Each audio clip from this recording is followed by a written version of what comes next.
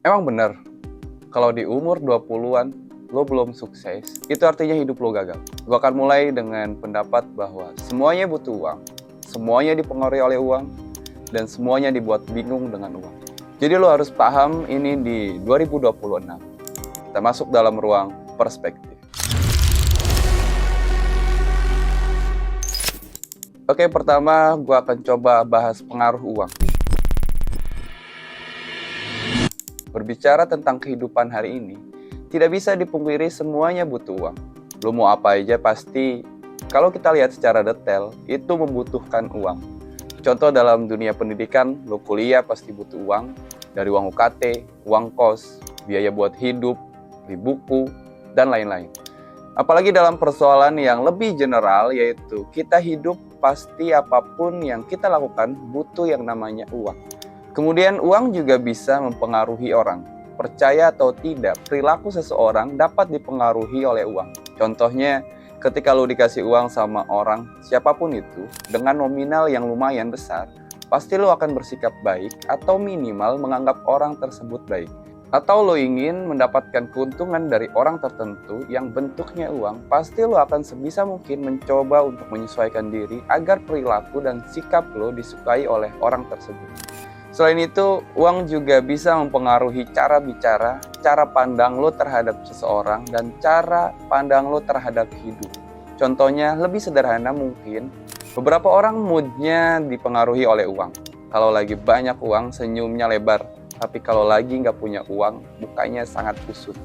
Kemudian, uang juga membuat kita bingung karena persoalan hidup orientasinya bukan uang, tapi kebahagiaan atau ketenangan. Kadang kita dibuat bingung dengan pendapat bahwa hidup itu nggak mesti kaya, yang penting tenang. Hidup itu nggak usah takut nggak punya uang. Hidup itu yang penting ibadah meskipun nggak kaya. Nggak usah takut besok nggak makan selagi kita percaya sama Tuhan. Gimana menurut kalian? Oke, kita sepakati. Nggak usah malu-malu bahwa semuanya butuh uang, tapi kita juga ingin bahagia dan tenang. Karena itu gue buat video ini, dan untuk kawan-kawan yang masih tonton sampai detik ini, tonton terus sampai akhir karena poin paling penting ada di kesimpulan. Kita akan berbicara tentang kebiasaan dan cara memandang uang. Berbicara uang, yang paling berpengaruh dalam mengatur keuangan itu bukan kecerdasan tapi kebiasaan. Lo paham nabung itu penting, lo paham investasi leher ke atas itu penting, lo paham hemat itu penting, tapi nggak akan bisa dilakuin tanpa dimulai dari kebiasaan. Kemudian orang berpikir tentang uang pasti subjektif, berdasarkan latar belakang masing-masing. Contohnya uang 100.000 untuk orang-orang menengah ke bawah besar, dan bisa buat 1 atau 2 hari, bahkan lebih. Tapi uang 1 juta untuk orang yang menengah ke atas atau kaya itu sangat kecil, bahkan cuma buat makan sekali. Jadi lo nggak bisa justifikasi orang kalau berbicara terkait uang. Kemudian lo juga harus paham terkait keberuntungan dan resiko. Untuk mencapai kekayaan, lo harus paham tentang keberuntungan dan juga resiko. Dua hal ini adalah sesuatu yang memang tidak bisa benar-benar kita kendalikan. Banyak dari kita menganggap orang gagal atau miskin karena dia malas, kurang kerja keras, atau bodoh. Tapi faktanya, ada juga orang yang nggak pinter, nggak kerja keras, tapi bisa kaya. Kalau kita lihat lebih detail, justru orang yang miskin sangat kerja keras, tapi nggak kaya-kaya. Kuli bangunan contohnya, buruh di pabrik, dan lain-lain. Jadi persoalan hidup itu nggak pasti, ada faktor eksternal yang tidak bisa kita kendalikan. Gue bahas terkait keberuntungan. Ada beberapa orang yang diberikan anugerah bisa kaya karena orang tuanya atau saudaranya, dan ini nggak bisa kita kendalikan. Ada juga orang bisa kaya karena relasinya, dan ini mungkin bisa kita bentuk. Makanya beberapa orang meyakini bahwa kesuksesan itu datang kepada orang yang mempunyai kecerdasan emosi yang tinggi. Sebab dari kecerdasan emosi ini bisa membangun hubungan yang erat dan melahirkan relasi yang kuat.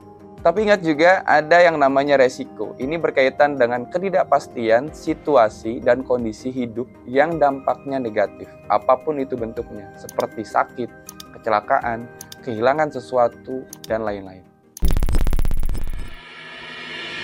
Oke, kita lanjut kepada perspektif tentang sukses. Untuk memulainya, tentunya step pertama pasti diperlukan kerja keras dan konsisten. Gak ada yang instan, apapun itu kerjaannya. Persetan dengan standar sosial hari ini seolah harus sukses di usia 20-an. Di usia muda harus terlihat mapan secara materi. Media sosial memang punya pengaruh besar tentang cara pandang ini. Setiap hari kita disuguhkan cerita anak muda yang viral karena sukses dini, pamer penghasilan, pamer aset, jabatan, atau gaya hidup yang mewah. Tanpa sadar, ini menciptakan ilusi bahwa jika tidak kaya di usia 20-an, maka tertinggal dan gagal. Padahal tidak semua orang memiliki titik start yang sama. Ada yang dari nol, bahkan ada yang dari minus. Ada yang harus berjuang lebih lama karena kondisi ekonomi, tanggung jawab keluarga, atau akses pendidikan yang terbatas. Jadi kita nggak usah fokus pada standar-standar yang membuat kita justru pesimis untuk mencapai sesuatu. Ini bukan perlombaan siapa yang paling cepat, melainkan perjalanan panjang dengan ritme yang berbeda-beda. Mulai hari ini, lo nggak boleh berhenti dan lo belum gagal. Lo harus bisa membedakan kaya sama kekayaan. Kaya itu sesuatu yang ditampilkan, contohnya barang-barang mewah, meskipun dibeli bukan karena fungsi tapi untuk gaya hidup. Tapi kekayaan itu sesuatu yang tidak terlihat, contohnya investasi liar ke atas untuk terus menambah kapasitas pengetahuan, kayak contohnya beli buku, ikut kelas bisnis, kelas apapun yang sifatnya progresif, belajar usaha, dan nabung dengan metode apapun untuk mengantisipasi sesuatu yang tidak bisa kita kendalikan. Gue coba kasih filosofi mencapai dan mempertahankan kekayaan. Gue coba ingin menyampaikan dalam mengejar atau mencapai dan mempertahankan kekayaan itu seperti naik gunung. Jika ingin menuju kekayaan itu seperti menuju puncak. Dia harus kerja keras, capek, lelah, butuh energi yang luar biasa, butuh konsisten untuk menghadapi segala bentuk rintangannya. Dan untuk mempertahankan kekayaan itu seperti turun gunung. Harus seimbang, fokus, tetap memperhatikan kemungkinan-kemungkinan yang tidak diinginkan. Sampai di titik ini, untuk kawan-kawan yang masih nonton mungkin punya pandangan, lo ngomong doang sih enak, atau lo aja belum kaya, atau bisa juga mikir, ini konten apa sih? Memang kalian gak akan kaya secara langsung setelah nonton video ini, karena gua fokusnya bukan ngasih cara buat kaya, tapi belajar memahami psikologi tentang uang dalam kehidupan manusia. Kemudian gue akan bahas terkait pesimis yang rasional versus optimis yang rasional. Oke, kita lanjut. Seperti apa yang kalian pikirkan dalam prosesnya nggak mudah. Kalau saya bilang tahun ini dapat 100 juta pertama atau punya usaha yang keuntungannya bisa 2 juta per hari, pasti ada dari kalian yang pesimis. Memang untuk memulai sesuatu itu pasti ada godaan untuk pesimis, dan bahayanya ini terlihat seperti pintar dan realistis. Contohnya ketika mau buat usaha, orang pesimis akan bilang, gimana kalau nanti nggak jalan? Gimana kalau nanti rugi? Tempatnya harus strategis, konsepnya harus matang. Kalau gini, nggak mungkin deh kayaknya. Susah sih kalau modalnya cuma segini. Banyak banget pertimbangannya, sampai pada akhirnya nggak pernah jalan. Jadi untuk memulai sesuatu, bukan berarti kita nggak boleh mempertimbangkan dengan matang, tapi nggak boleh pesimis terhadap sesuatu yang ingin kita mulai. Kita harus optimis yang rasional. Bukan hanya gas tanpa perhitungan. Jadi untuk lo yang ingin memulai sesuatu di 2026, lo harus mempertimbangkan, tapi lo juga harus optimis bisa melakukan apa yang lo inginkan.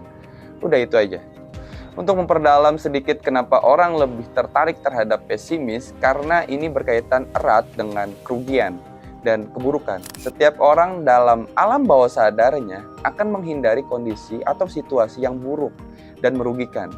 Contohnya kalau uang kalian hilang, pasti kalian selalu kepikiran, tapi beda hal ketika menemukan uang. Dan kondisi kehilangan uang itu pengaruhnya sangat besar untuk alam bawah sadar, ya karena ini sesuatu yang tidak enak. Tapi kalau kita selalu pesimis, menghindari keburukan atau kerugian, dampaknya justru kita lebih peka terhadap resiko, bukan terhadap peluang. Kemudian bahaya selanjutnya, kita akan takut untuk mengambil resiko, dan melewati setiap peluang pertumbuhan dan menjadi stagnan. Kemudian, uang memberikan kebebasan. Untuk kawan-kawan yang masih nonton di detik ini, gue coba akan memberikan poin paling utama dalam video ini. Tujuan akhir dari uang adalah memberikan kebebasan. Menurut gue, cukup itu lebih penting daripada lebih. Sebab lebih tidak pernah selesai, dan sebab mengejar lebih bisa merusak segalanya. Gue paham setiap orang mulainya variatif. Ada yang dari 0, ada juga yang dari 100, dan bahkan ada yang dari minus. Jadi nggak bisa disamaratakan terkait pencapaian, karena balik lagi, pandangan terhadap uang itu subjektif, dan berbicara tentang cukup, ini bukan berbicara tentang angka, tapi berbicara tentang mental. Salah satu kemampuan finansial paling berat adalah menghentikan target. Karena sifat dasar manusia itu tidak pernah puas, makanya untuk menetapkan target agar tidak kembali berubah sangat susah. Dan kalau kita gagal dalam menentukan batas, kita akan terus mengejar uang tanpa ada habisnya. Sedangkan esensi dari uang itu memberikan kebebasan. Orang yang paling kaya bukan yang paling banyak uang, tapi yang bisa memilih mau kerja sekarang atau nanti, mau libur beberapa hari dulu, juga bisa menolak hal-hal tidak cocok dalam hidupnya. Kalau kita banyak uang tapi membuat kita terikat, stres, berarti kita belum bisa bijak dalam finansial. Kebijaksanaan dalam finansial bisa dilihat dari gaya hidup sesuai kemampuan, selalu punya dana darurat, menghindari perbandingan sosial. Terakhir gue ingin bilang bahwa bentuk tertinggi dalam kekayaan itu adalah ketika kita bangun pagi, kita bisa mengatakan, aku bisa melakukan apapun yang kita inginkan. Ini ada dua kemungkinan. Pertama, lo sangat berkuasa dan punya semua hal sehingga bisa melakukan apapun. Kedua, lo mampu membatasi satu bentuk keinginan agar sesuai dengan kendali. Kira-kira mana yang memungkinkan buat kalian lakukan?